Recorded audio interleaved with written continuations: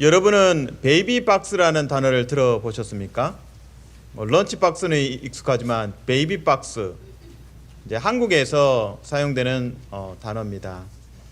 이제 한 교회에 이제 아이를 내려놓고 신생아를 놓아두고 가는 경우가 있었습니다. 그래서 이제 아마 딱한 사정이 있었겠죠. 미혼모라든지. 그래서 신생아를 이 미혼모가 낳고 교회 대문에 놓고 가는 거죠. 그러면 이제 아기가 우는 소리를 듣고 이제 목사님이 나와서 이제 데려가서 이제 좀 일정 기간 양육을 하는. 근데 이 아기를 겨울철에 이렇게 내려놓으면 어떻게 될까요? 대문 앞에 동살 위험이 있죠. 그래서 안 되겠다. 조금 겨울철에는 좀 난방이 되고 또 여름에는 또 냉방도 좀 되고 이제 그런 이제 구조물을 하나 만든 거죠. 그게 이제 베이비 박스라고 부릅니다.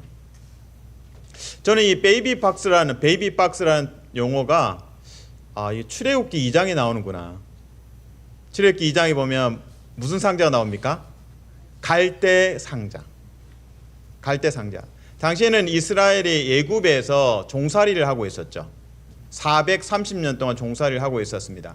근데 이스라엘 자손의 숫자가 늘어나니까 애굽 왕이 위기감을 느낍니다. 이스라엘 사람들이 반항하고 또 어떤 용모를 꾀하면 어떡하나? 큰일 났다.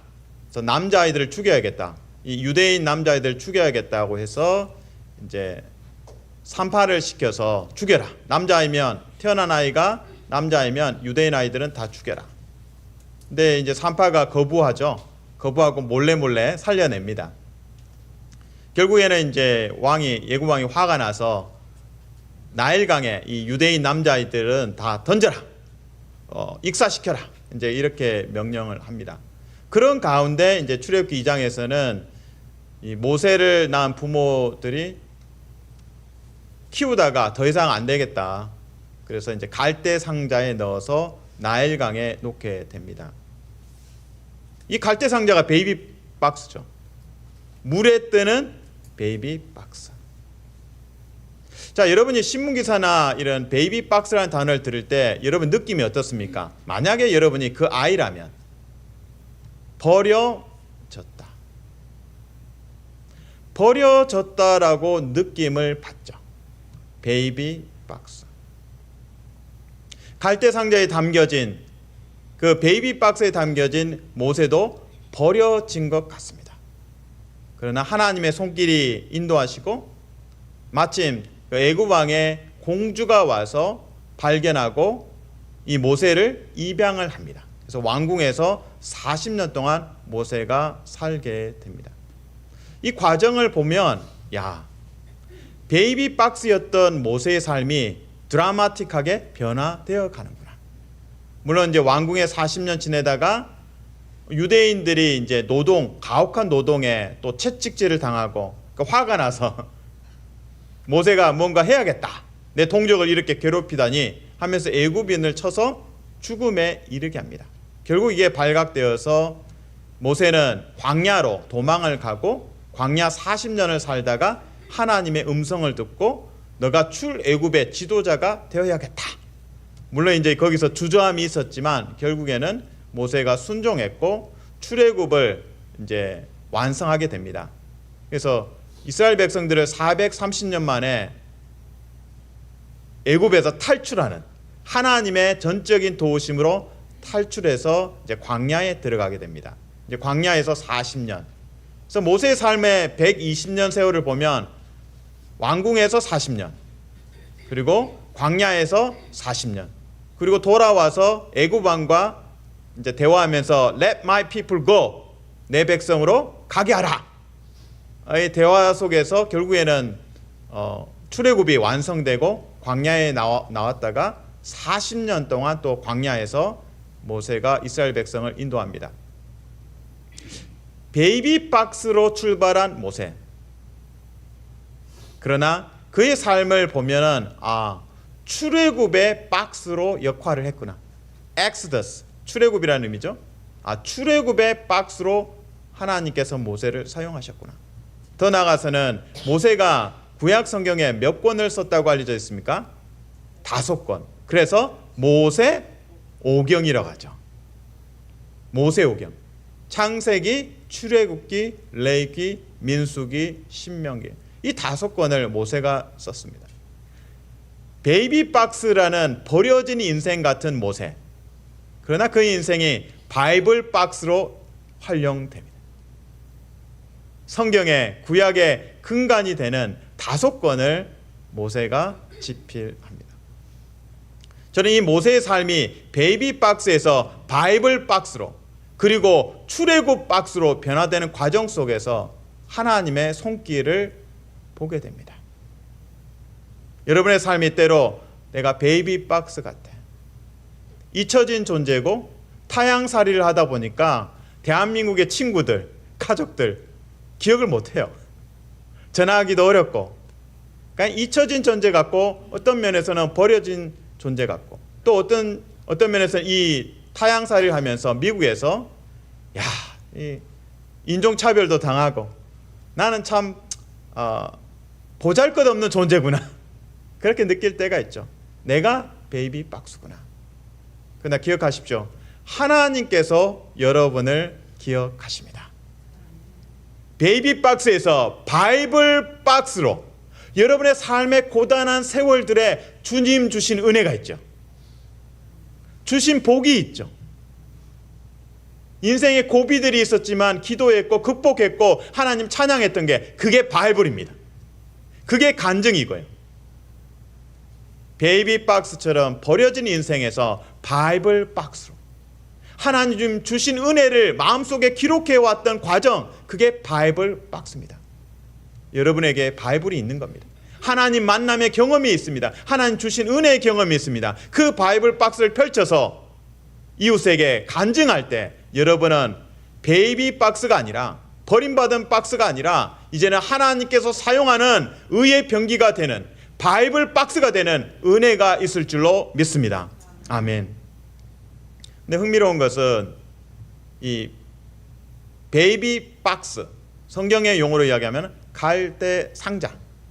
이 상자라는 단어가 출애굽기 2장에 2번 나옵니다. 그리고 창세기에 보면 상자라는 단어가 26번 쓰여집니다. 그것도 집중해서 창세기 6장, 7장, 8장, 9장에 26번 이 상자라는 단어가 쓰입니다. 무슨 상자일까요? 노아의 방주입니다. 그러니까 노아의 상자라고 하면 바로 연결될 건데 갈대 상자, 노아의 상자. 근데 벌써 이제 크기가 다르죠. 갈대 상자는 아이 한 명 들어갈 사이즈고 방주는 거대합니다. 그러나 히브리어로는 같은 단어를 쓰고 있어요. 노아의 상자, 노아의 방주. 그래서 제가 찾아보니까 테바라는 단어를 씁니다. 이 상자. 노아의 방주, 테바. 그리고 갈대 상자, 베이비 박스. 그것도 테바입니다. 그래서 노아의 상자와 갈대 상자를 비교해 보면 그렇구나. 모세의 삶이 노아의 방주를 만들었구나. 두 번째 방주를 만들었구나. 깨닫게 됩니다. 노아의 방주 사건을 우리는 창세기 6장, 7장, 8장, 9장에 나오고 거기에 끊임없이 하나님께서 상자 26번 기록되어 있습니다. 근데 노아의 방주 생각하면 여러분은 하늘에 뭐가 떠오르십니까? 무지개. 내가 다시는 홍수로 이 인류를 멸하지 않겠다. 세상을 멸하지 않겠다. 그러면서 이 무지개를 통해서 나는 기억한다라는 메시지를 노아의 방주 사건에서 읽을 수 있습니다. 그러면 이제 출애굽 2장으로 돌아와서 갈대 상자, 베이비 박스에 있는 그 모세를 향한, 그리고 그 갈대 상자를 통해서 보여주시는 하나님의 음성은 무엇입니까? 버려진 베이비 박스가 아니라 하나님께서 기억하시고 구원하시고 사랑하시는 바이블 박스이고 구원의 방주됨을 기억하시기를 주님의 이름으로 축복합니다. 아멘. 그래서 내가 잊혀진 존재, 미약한 존재, 기억되지 않는 존재가 아니라 바이블 박스로, 그리고 구원의 방주로 사용하시는구나. 그 하나님의 말씀 때문에 다시금 일어서고 다시금 용기를 얻고 위로받으시기를 주님의 이름으로 축복합니다. 아멘. 지금까지 베이비 박스가 아크, 노아의 방주처럼 바이블 박스가 되고 구원의 상자가 됨을 말씀을 드렸습니다. 이제 오늘 본문의 두 번째 메시지입니다. 오늘 두 번째 본문에서는 출애굽기 4장에서 모세가 조금 이렇게 고집을 피웁니다. 하나님께서 내가 너를 보낸다. 애굽 왕에게 보내서 내 백성들을 430년의 종살이에서 건져내야 한다. 너의 사명이다. 모세가 저는 말을 잘 못하고요 하면서 주저리 계속 거부를 합니다. 그래서 하나님께서는 모세를 계속 설득하십니다. 그 설득의 과정 속에서 기적을 보여주십니다. 지팡이가 막대기가 되고 다시 지팡이가 뱀이 되고, 지팡이가 뱀이 되고 또 뱀이 다시 지팡이가 되는 기적을 보여주십니다. 그래도 모세는 아직 이제 고집이 있죠. 두 번째 하나님께서 보여주십니다. 이 모세의 손을 이제 건강한 손이죠. 넣었더니 나병이 걸린 거예요. 나병, 피부병이 아주 심한 피부병이죠. 나병. 그 다시 또 집어넣었다 꺼내니까 온전한 손이 됩니다. 이제 하나님의 능력이죠. 그래도 모세는 또 하나님 힘들어요.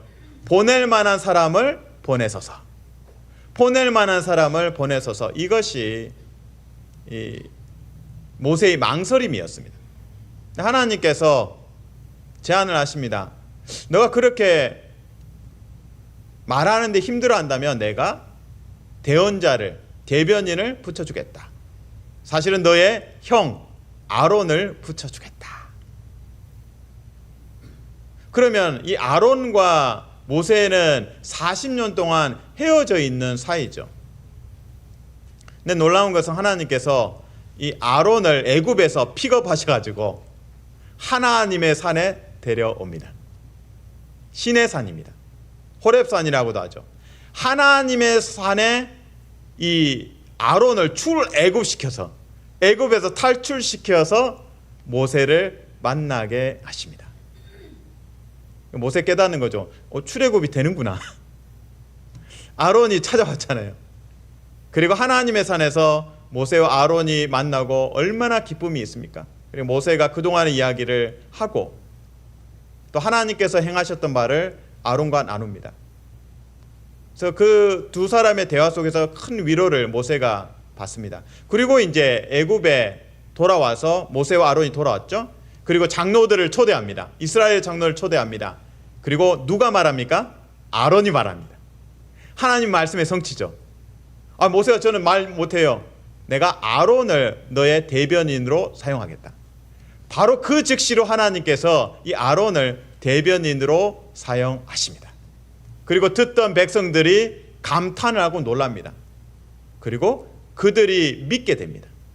이스라엘 백성들이 하나님을 믿게 되고 하나님의 돌보심을 믿게 되고 하나님께서 찾아오셨구나, 하나님께서 도우시는구나 믿게 됩니다. 그리고 이스라엘 백성들이 머리 숙여 하나님을 경배합니다. 여기서 모세는 또 격려가 되죠.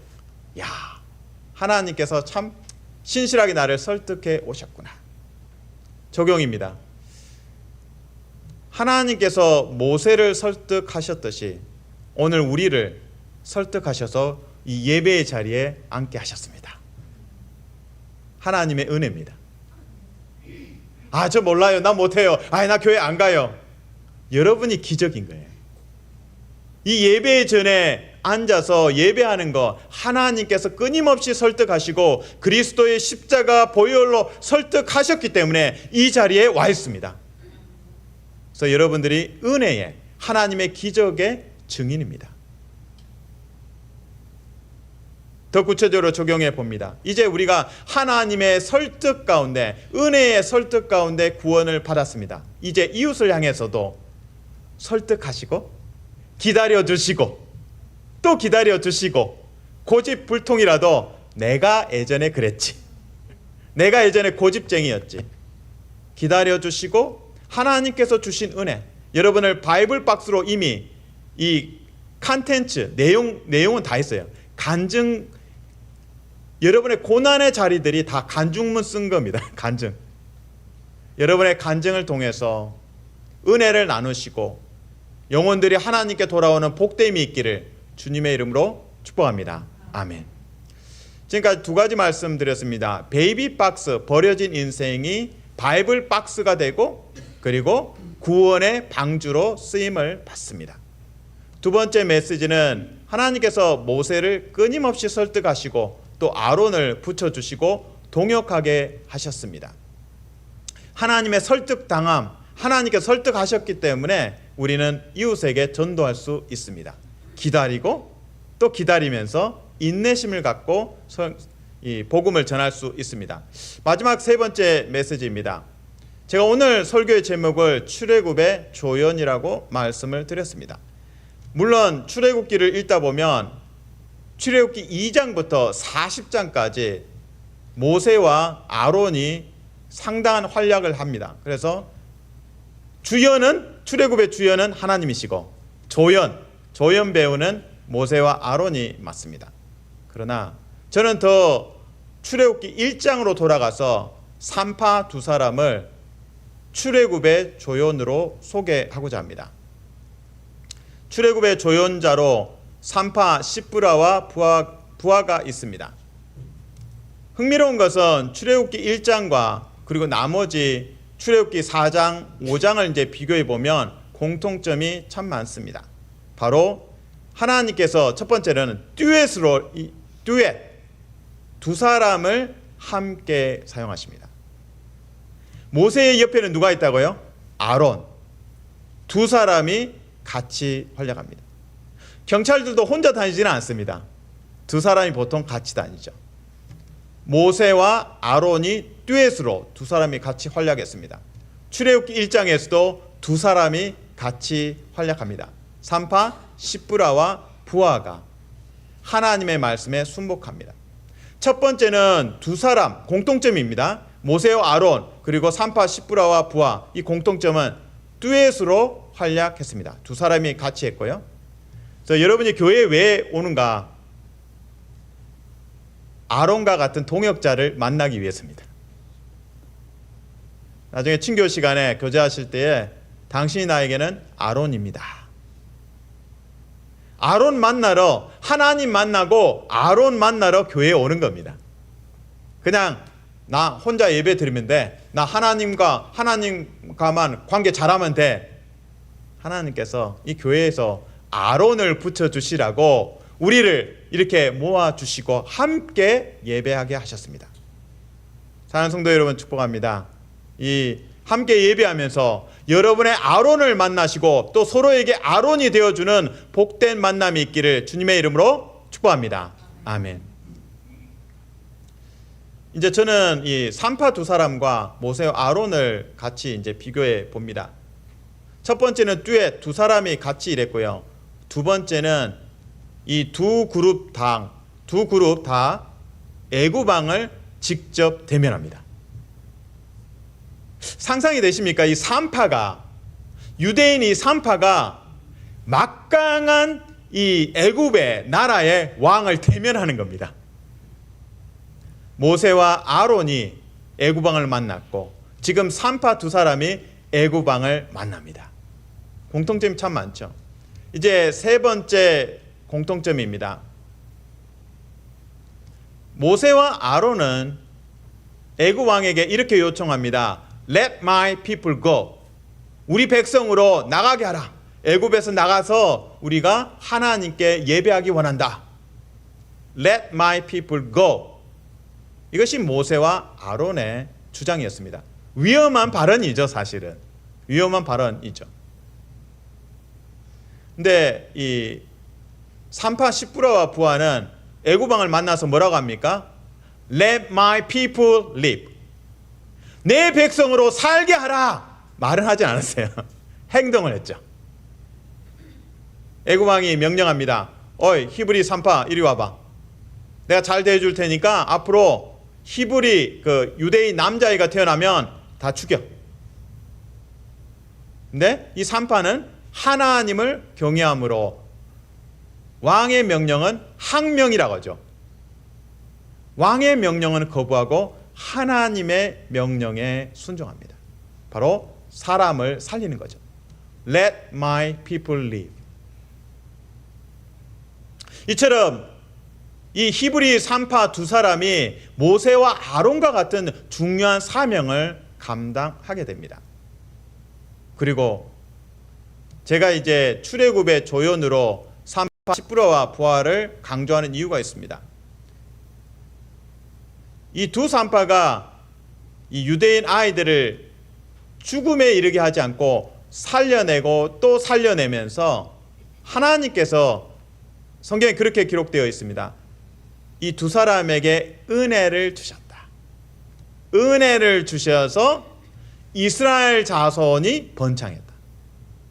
이 산파를 축복하셔서 이스라엘 자손들이 창대케 되었다. 하나님의 말씀, 아브라함에게 주신 언약의 성취가 이루어지고 있다. 다시 바꿔 말하면 두 산파는 이스라엘의 지도자입니다. 이 두 산파의 순종을 통해서 이스라엘이 복을 받습니다. 더 나아가서 하나님께서 또 이 1장에서 이 두 산파에 대해서 언급하시는데 시프라와 부하가 하나님을 경외함으로 그들의 집들을 흥왕하게 했다라는 표현이 나옵니다. 흥왕하게 했다라는 표현. 다시 말해서 영어 성경을 보면 그 집이, 그 가문이 번창해졌다는 거예요. 하나님께서 이 두 여인을 사용하셔서 이스라엘 자손을 복되게 하실 뿐만 아니라 이 가문을, 두 여인의 가문을 번창하게 하셨다는 거예요. 가문의 영광. 근데 흥미로운 것은 출애굽기 6장에 보면 이 모세와 아론의 조상 이름이 등장합니다. 모세와 아론은 어느 지파일까요? 레위 지파입니다. 그 레위 지파를 갑자기 언급하면서 족보를 세세하게 설명을 합니다. 출애굽기 6장에서. 그리고는 마지막에 다음 슬라이드 보여주십시오. 마지막에는 이 모세와 아론을 어떻게 표현하냐면 출애굽기 6장 26절에서 출애굽의 명령을 받은 자다. 출애굽의 명령을 하나님으로부터 받은 자가 모세와 아론이다. 6장 26절. 그 다음 절에서는 애굽에서 내보내라고 애굽 왕에게 큰 소리 쳤던 사람이 바로 모세와 아론이다. 레위 지파의 가문의 족보를 잘 설명하면서 얼마나 모세와 아론이 복된 사역을 했는지, 그들을 하고 그들의 그 사역의 섬김들을 성경에 명확하게 기록하고 있습니다. 출애굽기 1장에서 돌아가서 출애굽기 1장에서 두 산파의 집안을 하나님께서 흥왕하게 하시고 번창하게 하셨습니다. 하나님께서 출애굽기 6장에서 모세와 아론의 조상 레위 지파를 축복하시고 아름답게 사용하셨습니다. 출애굽기 2장부터 40장까지 그 많은 지면에서 모세와 아론은 등장하고 정말 하나님을 위해서 귀한 일들을 했습니다. 그러나 출애굽기 1장을 읽으면서 우리는 깜짝 놀랍니다. 와, 이 두 산파의 활약을 통해서 이스라엘 자손이 복을 받았구나. 그리고 그들의 가문이 복을 받았구나.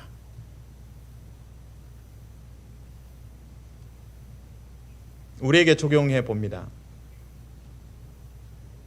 저는 그런 생각이 듭니다. 그 생각이 제일 위험하구나.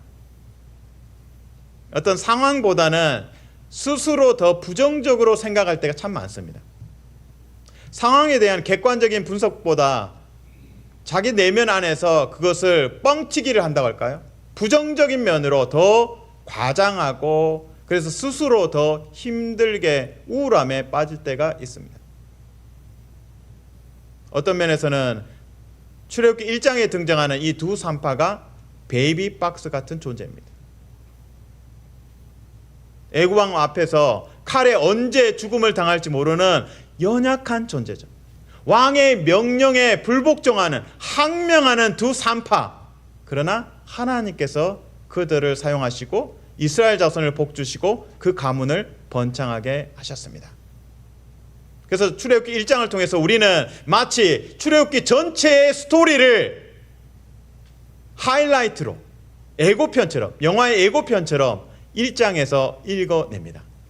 결국은 하나님께서 승리하시고 하나님께서 하나님을 경외하는 자를 통해서 승리하시는구나. 우리에게 적용합니다. 이민자의 삶, 우리가 자녀 교육을 열심히 시키고 또 이 자녀들이 미국에서 잘 터전을 닦고 또 참 올라갈 수 있는 공직이든 어떤 자리든 다 올라가면 좋겠다, 그런 마음들이 있습니다. 그러나 사람들이 이야기합니다. 글래스 실링이라고 눈에 보이지 않는 제한과 차별이 있다라고 이야기를 합니다. 이민자의 삶이 베이비 박스 같고 버려지고 잊혀진 존재 같고 나약한 존재처럼 보여집니다. 그러나 하나님께서는 이 두 산파를 사용하신 것처럼 오늘 우리도 사용하실 수 있습니다. 베이비 박스 같은 여러분의 인생이 바이블 박스가 되고 출애굽의 상자가 되고 출애굽의 방주가 될 수 있기를 주님의 이름으로 축복합니다. 아멘. 출애굽기를 읽어가면서 우리가 발견하는 한 중요한 단어가 있습니다. 그것은 하나님의 산입니다. 하나님의 산. 모세가 하나님을 만난 자리, 출애굽기 3장 1절에 하나님의 산 호렙에서, 시내산에서 모세가 하나님을 만납니다. 그리고 모세가 자신의 동역자 아론을 만난 자리가 어디라고요? 하나님의 산입니다. 그리고 모세가 십계명을 하나님으로부터 받은 곳이 어디입니까? 하나님의 산입니다. 그리고 나중에는 여호수아도 하나님의 산에 모세와 일정 부분 같이 동행하게 됩니다. 그러니까 믿음의 사람들, 믿음의 영웅들이 이 하나님의 산을 통해서 배출되는 것입니다. 출애굽기 1장에는 하나님의 산이란 언급이 없습니다. 그러나 저는 묵상하면서 깨닫습니다. 이 두 산파가 하나님을 경외하는 삶을 살았구나. 예배자의 삶을 살았구나. 그곳이 하나님의 산인 거죠.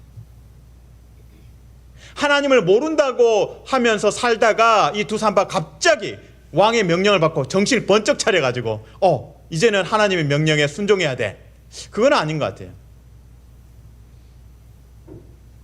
비록 애굽의 종살이를 하고 있지만 이 두 산파를 하나님께서 사용하시는 데는 그들이 하나님의 예배의 자리, 하나님의 산을 찾고 순종했기 때문입니다. 우리에게 적용합니다. 하나님의 산이 어디에 있습니까? 바로 이 예배의 자리입니다. 여러분의 기도의 자리입니다. 우리는 보통 주일에 한 번 나와서 예배 드립니다. 그러나 더 중요한 것은 평일 어떻게 하나님의 산을 경험할 것인가? 집이 너무 소란스럽습니까? 화장실을 하나님의 산으로 삼으십시오. 또 집이 너무 혼란스럽고 화장실도 가기 어렵다면 여러분의 차를 5분도 좋고 10분도 좋고 하나님을 만나는 그 거룩한 하나님의 산으로 삼으시면 좋겠습니다. 사랑하는 성도들은 축복합니다.